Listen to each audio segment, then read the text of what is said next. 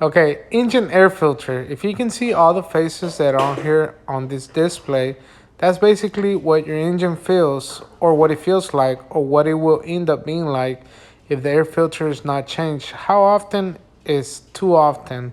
I highly recommend that you change it at least every two oil changes. Or if you don't have a budget, every second oil change, take it out and blow it out from the inside out, not from the outside in. Once you get done blowing it, put a flashlight through it. And if you're able to see your flashlight through it, or if you're able to see the sun through it, then you're good. But if you blew it and you still cannot see the sunlight, then it's time to change it out. Do not hesitate to change it out because this does affect turbo.